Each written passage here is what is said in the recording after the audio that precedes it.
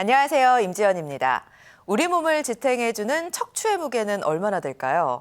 저도 이 수치를 듣고 깜짝 놀랐는데요. 2kg 정도밖에 되지 않는다고 합니다. 이 적은 무게로 우리 몸의 전신을 지탱하다 보니까 어떻게 보면은 허리 통증 당연히 따라갈 수밖에 없겠다라는 생각도 드는데요.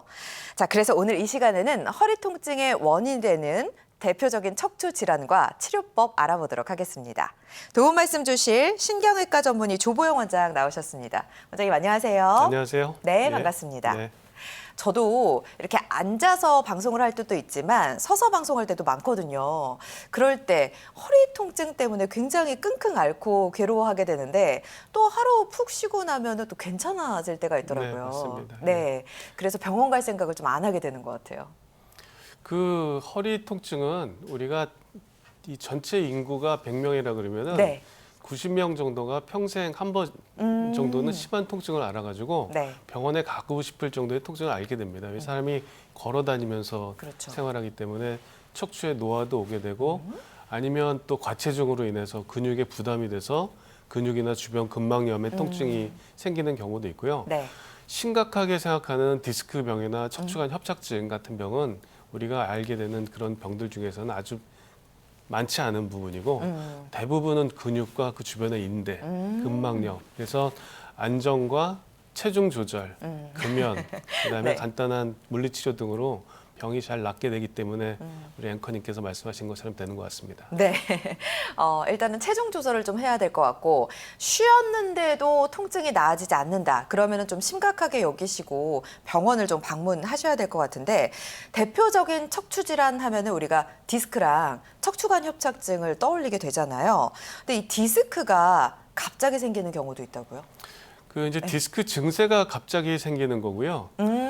우리가 이제 척추와 척추 사이에 있는 걸 추간판이라고 하고 영어로 저희가 디스크라고 얘기하죠. 예. 이 슬라이드 보시듯이 이 뼈와 뼈 사이에 이 물렁뼈들, 요 하얀 물렁뼈들이 네. 추간판이라고 하는 건데 이렇게 그 건강한 물렁뼈들은 증세들을 거의 일으키지 않습니다. 하지만 여기 보시면 이제 위에와 다르게 색깔이 까맣게 변했죠. 네. 이거는 이제 척추 추간판이 퇴행이 됐다는 얘기입니다. 아. 퇴행이 됐다고 해가지고 네. 반드시 병에 걸린 건 아닙니다. 하지만 퇴행이 된 그 이 추간판은 이제 점점 이 스트레스가 누적이 돼가지고 네. 여기가 이제 점점 노화가 되는 과정이에요. 그래서 초기에는 증세가 가볍습니다. 그래서 그냥 단순히 요통이 생겼는데 안정을 해서 좋아지는 분들이 이제 대부분이면 이런 경우는 아니고요. 이제 우리가 안정을 했는데도 계속 허리가 아프다든지 특히 아침에 일어나서 세수를 할 때 허리가 아프다.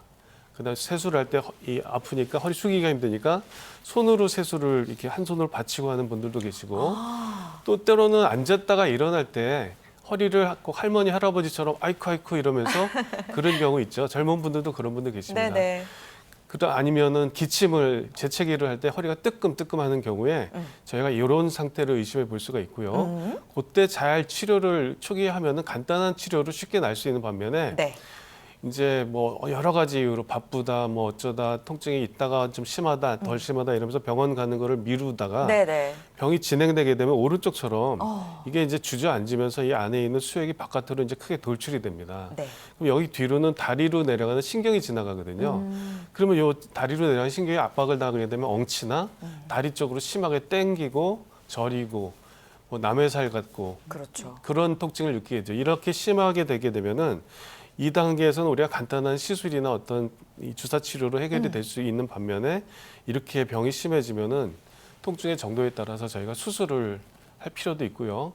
이걸 방치하면은 다리가 가늘어지거나 다리에 힘이 빠지는 경우도 생길 수가 있기 때문에 통증이 지속되면은 병원에 빨리 가보시는 것이 좋겠습니다. 네. 자, 이렇게 해서 허리 디스크를 조금 알아봤습니다. 또 척추관 협착증 이런 얘기를 하잖아요. 척추관 협착증. 나이가 들면은 의뢰 찾아오는 건가요? 노화에 대한 증상으로 알고 있었거든요. 척추관 협착증은 이제 나이가 들면서 네. 정도의 차이는 있지만 누구나 다 옵니다.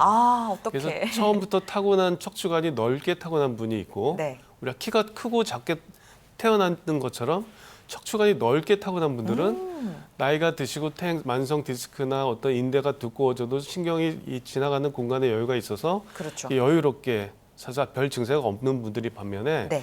이게 워낙 좀 좁게 타고나신 분들도 계세요. 그런 분들은 상대적으로 젊은 나이에 인대가 같이 노화가 되고 두꺼워져도 이 다리 쪽으로 내려간 신경이 눌리게 되기 때문에 이 척추관 협착증의 대표적인 증세가 이제 40대, 50대, 이제 60대, 70대 올라가면서 점점 심해지시게 되는데 네.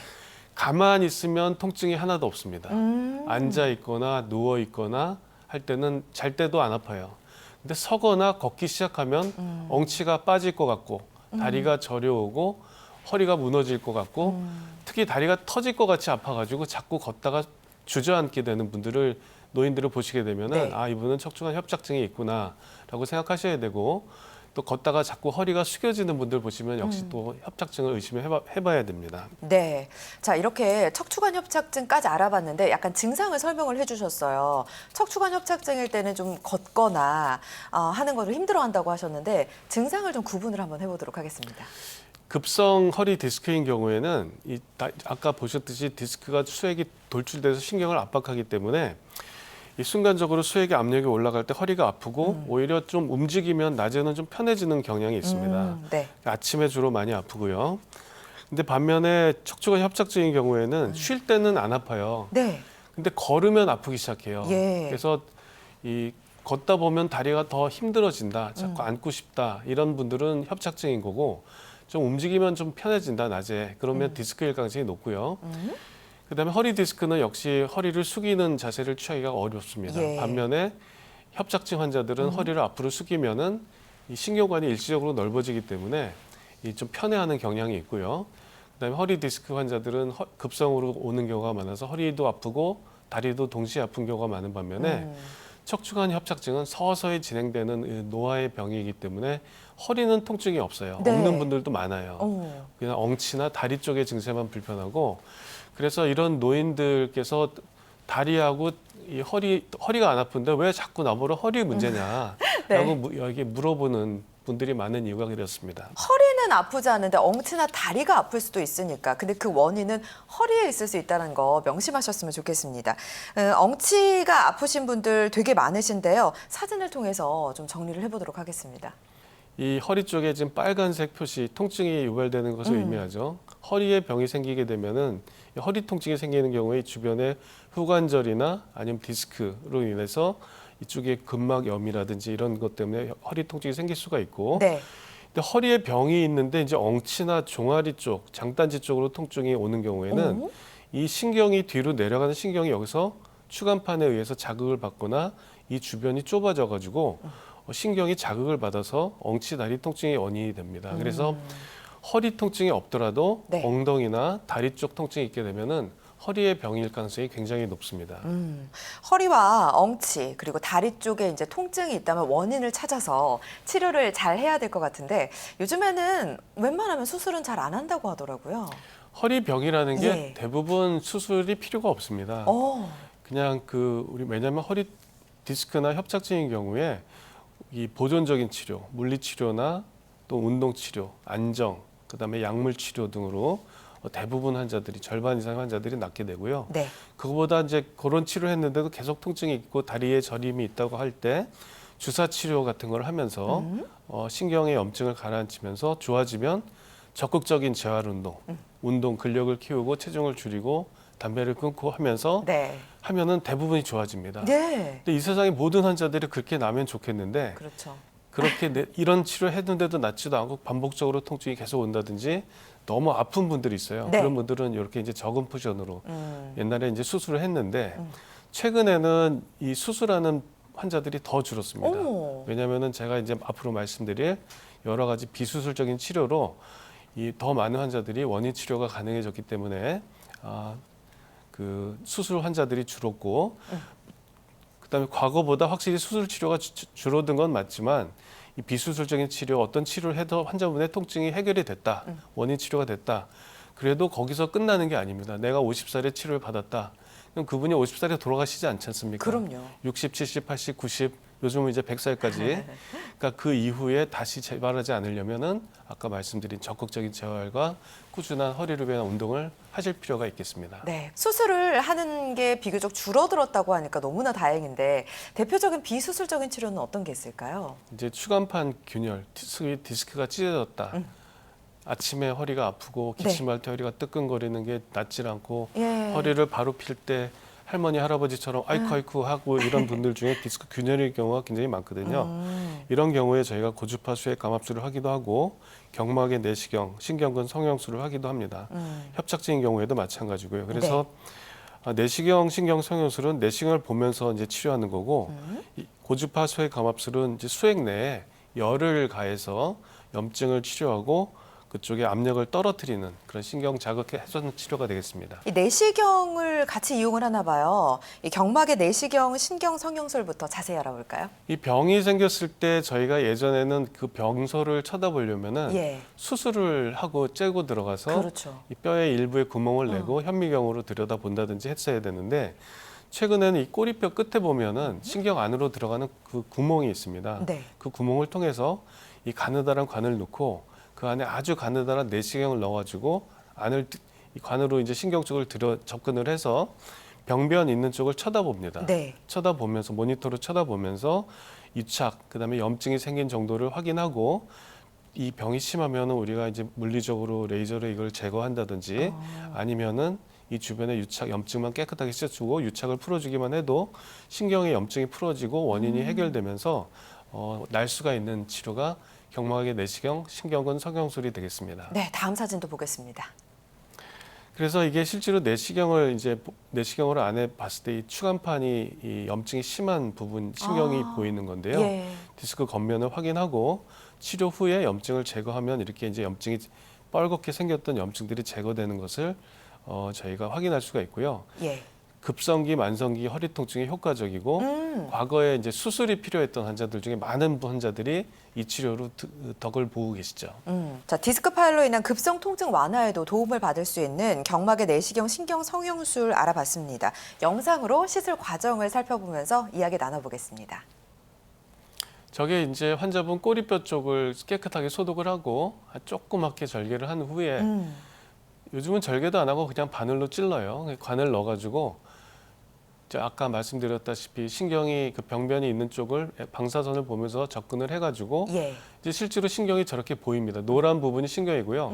저 빨갛게 동그랗친 부분이 염증이 되는데 꼬리뼈로 저렇게 찾아 들어가서 주변에 저 신경 주변에 염증이 생기고 염증 물질이 신경을 자극하게 되면서 염증이 더 악화되는 것을 막고 저렇게 주변에 하얗게 된 유착 부분을 풀어주는 시술이 이 경막의 내시경 신경근 성형술이 되겠습니다. 네. 그다음에 유착 방지 재료를 저렇게 뿌려줘가지고 주변에 재유착이 되지 않게 하게 되면 신경의 부기가 빠지고 여유 공간이 생기면서 통증이 해소되는 그런 방법이 되겠습니다. 알겠습니다. 자, 이렇게 해서 시술 원리까지 살펴봤는데요. 자, 이번에는 비교적 예후가 좋은 사례를 통해서 시술 후에 어떻게 달라졌는지 살펴보겠습니다. 55세 회사원인데 근무 중에 이제 무거운 물건을 들면서 이게 허리를 부상했어요.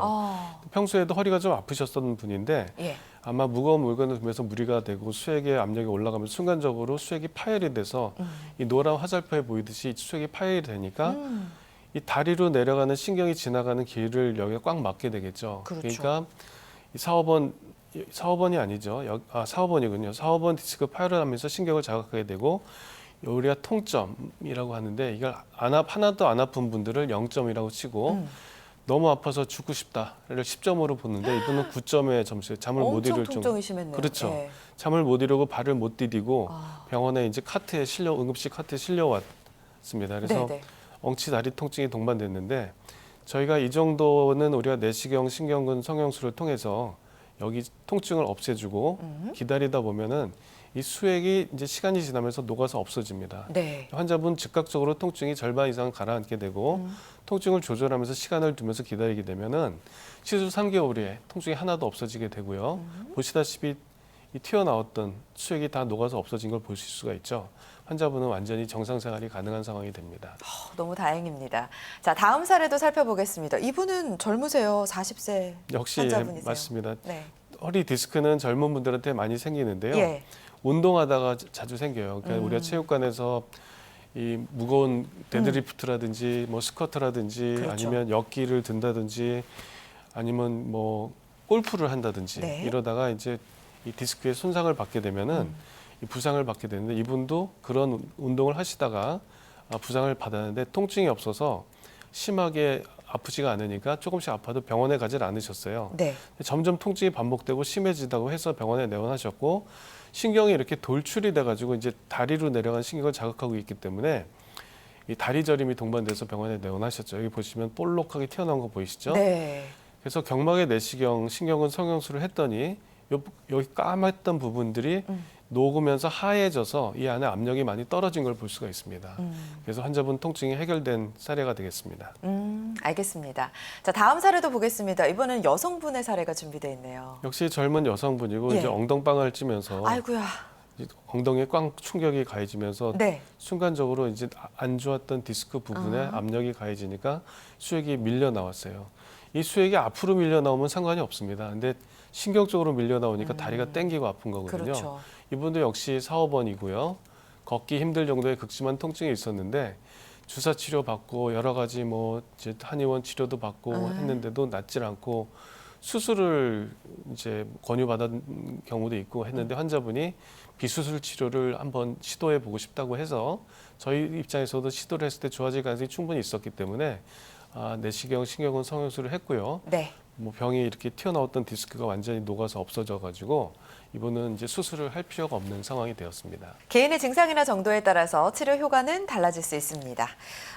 아무래도 이제 꼬리뼈 구멍을 통해서 시술이 들어간다고 했으니까 절개가 들어가지 않잖아요. 네. 네, 환자 입장에서는 상당히 부담이 덜할 것 같아요. 이제 부담이 덜합니다. 그래서 마취를 일단 안 하고요. 네. 마취를 하려면 입원을 해야 되거든요. 그렇죠. 입원하고 마취하고 깨우고 네. 그다음에 절개를 거의 안 하는 게 아니라 절개가 필요가 없습니다. 오. 그냥 수술하고 반창고 하나 딱 붙이고 나오고요. 거기를 뭐 꼬매거나 이러지도 않습니다. 피가 나는 시술이 아니기 때문에 네. 수혈도 필요가 없고요.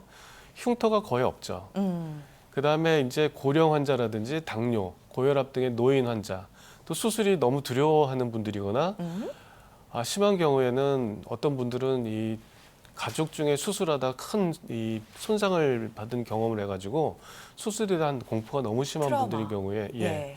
이런 경우에는 이제 저희가 치료가 필요한데 이 비수술적인 치료를 시도해 볼 수가 있고요. 네. 회복 기간이 거의 필요가 없습니다. 시술 받으면은 바로 내가 오늘 아침에 했던 일들을 내일 아침에 그대로 할 수 있는 게 이 시술의 장점이고 빠른 회복이고 그다음에 빠르게 일상생활로 복귀할 수 있다는 것이 큰 장점이 되겠습니다. 네. 비수술적인 치료의 특징을 알아봤습니다. 부담을 줄일 수 있는 방법인데요. 계속해서 다음 시술법을 알아볼게요. 고주파 수액 감압술 어떤 시술인가요? 이제 수액에 균열이 생겼다든지 아니면 부드러운 그 수액이 약간 돌출이 됐다든지 네. 아니면 외륜에 어떤 염증이 생겨가지고 환자분에게 통증을 계속 유발해서 요통을 유발하는 경우에 저희가 고주파 수액 감압술에 적응이 되면 이걸 시행해 볼 수가 있는데요. 허리 옆쪽으로 1mm 정도의 가느다란 주사 바늘을 넣게 되면은 이 안에 수액 내에서 고주파를 발생시키면 이 내에 열이 발생합니다. 열이 발생하면서 수액의 조직이 약간 딱딱하고 수축하는 그런 조직으로 변하게 되고요. 그 디스크가 이제 응축이 되고 이 이 수액이 튀어나온 경우에 약간의 감압이 되면서 신경 자극이 해소되는 치료법이 이 고주파 수액 감압술이 되겠습니다. 네. 그 고주파 열로 신경을 압박하고 그리고 이제 디스크를 제거하게 되는데 우리 원리 영상을 통해서 자세히 알아보도록 하겠습니다. 역시 수술방에서 이제 환자분은 마취가 되지 않는 상태로 깨어서 의사랑 얘기를 하면서 시술합니다. 네. 저 옆에 이제 옆으로 환자분 허리 부분 병변을 찾아서 저희가 이제 저렇게 고주파 바늘을 디스크 옆쪽으로 집어넣고 수액 안쪽에서 병변이라고 생각하는 부위에다가 압력을 좀 올려서 환자분의 통증을 유발하는 걸 확인한 다음에 네. 통증이 유발되면은 저 부분에 이제 수액을 고주파를 발생시키면은 아까 말씀드린 대로 생체 조직이 열을 받으면 수축을 합니다. 그렇죠. 수축을 하면서 약간 딱딱한 조직으로 변하게 되면서 예. 저렇게 눌렸던 부위가 편해지게 이렇게 풀어지게 되죠. 그렇게 되면은 환자분의 신경 압박이 직접 풀리기 때문에 원인 치료도 되고 환자분의 통증도 상당히 빠른 기간 내에 좋아지는 그런 치료법이 되겠습니다. 네. 자, 고주파 수액 감압술 어떤 분들이 받으면 좋을까요? 디스크가 소위 찢어졌다고 하는 분들 있죠. 그러니까 대표적인 증세가 아까도 제가 말씀드렸지만 아침에 일어났을 때 허리가 제일 아픈 분들, 아침에 일어나서 세수하기가 너무 힘들다. 네. 그런 분들은 이 손으로 이 세수대를 받치고 이제 한 손으로 세수하는 분들. 그다음에 젊은데도 불구하고 앉았다 일어날 때 허리를 바로 못 펴고 이렇게 할머니 할아버지처럼 아이쿠 천천히요. 너 왜 그래 젊은 애가 예. 그런 분들한테 이런 경우가 많고요. 네. 그다음에 수액의 압력으로 순간적으로 올라가는 경우, 그러니까 허리를 숙일 때 아프다든지 아니면 재채기 할 때 허리가 뜨끔뜨끔하는 경우에 고주파 수액 감압술에 적응이 되는 경우가 많습니다. 비교적 예후가 좋은 치료 사례도 좀 소개를 해주시죠. 50대 남성인데요. 장기간 이제 디스크가 퇴행 진행이 되면서 허리가 약해진 상태였어요. 네. 그래서 시술 전에 보시면은 이 단면에 보시면 하얀 부분 보이시죠? 이게 소위 말하는 우리가 디스크가 찢어졌다. 아니면 외륜에 균열이 생겼다. 네. 그럼 우리 사람 몸에서 이 균열을 해결하기 위해서 방어 기전으로 인해서 이 안에 많은 염증 세포들이 해서 이 염증 물질을 발생시키면서 통증을 유발합니다. 그게 결국 이제 힐링 프로세스의 과정인데요. 네. 그게 오히려 환자를 아프게 만드는 거죠. 그다음에 그 주변으로 이제 신경들이 민감하게 찾아 들어가 가지고 통증을 더 느끼게 만드는데 결국 힐링은 되지 않으면서 통증을 유발하는 경우에 이 주변에다가 고주파 열을 발생시키게 되면은 이 주변이 굳은 조직으로 약간 변하면서 압력도 떨어지고 그다음에 이 뜨거운 이 열로 인해서 그 민감해졌던 신경들도 둔감하게 돼서 통증이 없어지게 되죠. 그래서 약해진 안쪽 손상, 그다음에 특정 자세에서 허리 통증, 허리 숙이거나 재채기 할 때 아픈 통증, 네. 앉았다 일어날 때 아픈 통증들, 근데 오래 못 앉아 있는 분들한테 이제 치료 효과가 되고 효과가 좋고요. 시술하고 나서 이 균열이 있던 부분이 이제 없어져가지고 몇 달 뒤에 완전한 디스크로 변한 것을 확인할 수가 있었습니다. 네. 뭐 10분 이상 앉아있기도 힘드셨다고 하면 일상생활이 거의 힘드셨다는 그렇죠. 거잖아요. 굉장히 힘들죠. 예. 운전도 잘 못하시고. 그렇죠, 예. 그렇죠. 알겠습니다. 다음 사례도 계속해서 살펴보겠습니다. 30대 남성이고요.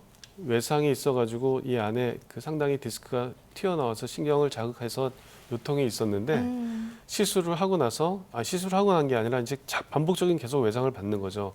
계속 두 차례 무거운 물건을 계속 든 일이 있었어요. 그리고 허리가 아프고 치료하는 도중에 또 무거운 물건을 들다가 이제 수액이 돌출이 되고 그래서 시술 직후에 여기 지금 이 까맣게 된 부분이 이제 하얗게 빈 공간으로 변하면서 점점 악화됐네요. 그렇죠. 예. 1차 때 악화되고 2차 때 악화되고 그렇죠. 이제 이때는 통증이 이제 이때는 그냥 우리가 간단한 물리치료나 주사치료를 하면서 보고 있는데 네. 환자분이 일을 안 할 수가 없으니까 예. 일을 하시다가 이제 더 심해졌어요. 통증이 너무 심해서 일을 할 수 없는 상황이 돼서 이제 저희가 고주파 시술, 감압 시술을 했고 이 주변에 이제 압력이 떨어져서 이 안이 빈 공간으로 보이는 게 지금 여기 보입니다. 이게 시간이 지나면서 여기가 이제 아물어서 시술 후 한 달째 통증이 완전히 없어진 상태에서 MRI를 찍었더니 정상 디스크로 변한 것을 확인할 수가 있었습니다. 네. 개인의 증상이나 정도에 따라 치료 효과는 달라질 수 있습니다. 고주파 수액 감압술에 대해서 알아봤는데요. 앞서 알아본 그 경막의 내시경 시술과는 좀 어떻게 다른지, 어떤 분들이 받으면 좋은지 특징도 좀 알아보도록 할까요? 경막의 내시경 그 신경근 성형술은 주로 엉치나 다리 쪽 통증이 심한 분들, 그 디스크가 돌출된 분들인 예. 경우에 이제 효과가 좋고요. 예. 고주파 수액 감압술은 이제 그런 분들한테도 효과가 있지만 상대적으로 그거보다는 요통이 심한 분들, 요통이 심한 분들이고 아까 말씀드린 여러 가지 특징적인 증세가 있는 분들한테 아침에 아프고 재채기 할 때 아프고 네. 앉았다 일어나면 바로 허리를 잘 못 펴고 이런 분들인 경우에 디스크에 균열이 생긴 경우, 찢어진 경우에 효과가 특별히 더 좋다고 볼 수 있고요.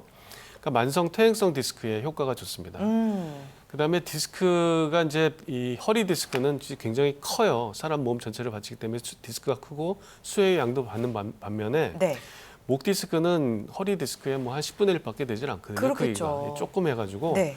이 수액으로 조그만 열을 가해도 이 소프트한 그러니까 부드러운 디스크인 경우에는 목 디스크는 거의 수술이 필요 없을 정도로 이 치료만 가지고 낫는 분들이 많습니다. 특히 고주파 수액 감압술은 목 디스크 치료에 효과적이다라는 걸 꼭 말씀드리고 싶고요. 네. 뭐 가느다란 바늘로 찌르기 때문에 통증도 거의 없고 마취도 하지 않고요. 그다음에 이 고주파로 이 안에 열을 발생시키면은 생체 조직의 수축으로 디스크가 튼튼해지고 딱딱해지는 효과가 있습니다. 이 고주파 열을 이용해서 치료를 하는 고주파 수액 감압술, 목 디스크 증상 완화에 도움 받을 수 있다는 거죠? 이분도 이제 58세 목 여자인데 디스크. 손주 볼 때 뒷목이 통증이 있었고 앉았을 때 심한 통증이고 팔과 손이 저림 증세. 그러니까 팔과 이제 목 디스크는 어깨, 팔, 그다음에 날개 부위 쪽에 통증이 오게 되거든요. 예. 4, 5번에 지금 이제 목 디스크가 있어 신경을 압박하고 있었고 오른쪽으로 눌리고 있었습니다. 여기 보시게 되면 이게 시술 장면인데요. 네. 환자분은 그냥 멀쩡히 깨어 있는 상태에서 오. 그냥 바늘을 찔러서 디스크 수액이 있는 부분 끝까지 가가지고 튀어나온 부분 있지 않습니까? 네. 이 부분에다가 고주파 열을 발생시키면은 그 주변이 바로 쭈그러들면서 통증이 바로 가라앉습니다. 자, 개인의 증상이나 정도에 따라 치료 효과는 달라질 수 있습니다. 아무래도 이렇게 우리가 치료를 받았다고 해서 이제는 끝이 아닌 것 같아요. 환자도 좀 노력을 해야 되고 재발되지 않도록 여러 가지 관리할 수 있는 방법이 있는 것 같은데요, 원장님? 우리가 이제 늙지 않으면 허리 한번 치료하고 나면은 그냥 평생 나을 수가 있어요. 네. 내가 오늘 50살이면은 예. 10년 뒤에도 50살이면 그냥 50살 아. 그대로 아닙니까? 그렇죠. 그럼 지금 상태에서 나빠질 게 없어요. 그럼요. 근데 10년 뒤엔 저는 60살이 돼 있을 거고 네. 20년 뒤엔 70살, 80살, 그럼요. 저도 늙어서 90살이 되고 이렇게 누구나. 그렇죠. 예. 그렇기 때문에 우리가 한번 고쳐놓고 나서 안심하면 안 됩니다. 그거를 전화 위복의 계기로 삼아서 네. 허리나 목에 좋은 운동들을 열심히 하셔야 돼요. 네. 꾸준하게 이 몸의 근력을 키우려고 노력하셔야 되고 특히 하체 운동을 열심히 하셔야 됩니다. 오. 그래서 걷기 운동이라든지 아니면 계단 오르기 아니면 맨몸으로 하는 스쿼트 하는 운동을 꾸준히 하시고 그다음에 허리 중심 근육을 강화시키는 그 코어 운동을 열심히 해야 됩니다. 네. 대표적인 운동이 이제 플랑크라든지 그렇죠. 뭐 이제 여러 가지 운동들이 있죠. 이제 그런 운동들을 열심히 하시고 또 상체 쪽의 근육도 팔굽혀펴기 같은 거를 꾸준히 하시면서 집에서 하시게 되면 근력이 유지가 되면서 훌륭한 노후를 보내실 수가 있죠. 네.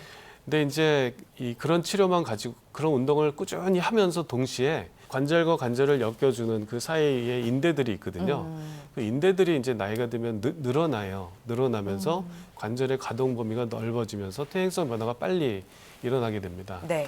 그거를 위해서 저희가 이제 시술한 후나 아니면 환자가 허리가 반복적으로 아픈 분들한테 프롤로 테라피라고 해서 오. 그 인대 주변에 그 높은 농도의 포도당 용액을 주사를 놓습니다. 그러면 높은 농도의 포도당 용액이 관절 주머니를 싸는 인대 주머니를 의도적으로 화학적으로 염증을 일으키게 되고 그 염증이 일어나게 되면은 우리 몸에서 그 염증을 아물게 하려는 노력을 합니다. 그러면서 인대 주머니가 딱딱해지고 네. 단단해지면서 관절이 느슨해지는 효과를 다시 원래 자리로 만들어주는 인대를 두껍게 해주는 치료여서 치료 후에 재발 예방 및 관리가 되고요. 그다음에 척추 불안정 및 변형에 도움이 많이 되고 그다음에 여러 가지 척추 허리 치료에 그 인대나 근육을 강화시킴으로써 안정화 및 통증을 감소시키는 치료 방법이 프롤로 치료가 되겠습니다. 네. 프롤로 테라피 그러면 이거는 한 번 받으면 끝나는 건가요? 아닙니다. 물론 오. 이제 한 번으로도 효과가 있는 분들도 있는데 네. 이거는 이제 우리가 오래된 병이기 때문에 예. 관절이 늘어나고 이런 병들이 오래된 병이기 때문에 음. 2주나 4주 간격으로 한 적어도 6번이나 8번 좀 아.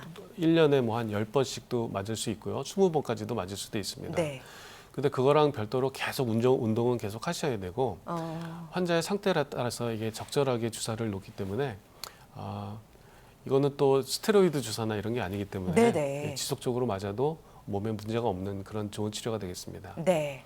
치료 사례도 좀 볼게요. 이거는 이제 아주 예. 특별한 케이스인데 할머니예요. 할머니가 허리가 등이 굽어가지고 이 아픈 분인데 이분은 이제 수술을 할 수도 없어요. 나이도 많으시고 아, 그렇죠. 또 수술을 해서 이 등을 핀다고 한들 또 다른 데에 문제가 또 역으로 올 수 있기 때문에 네. 저희가 이제 운동 교육과 함께 근육을 키우면서 이 주변에 프롤로 치료를 계속했죠.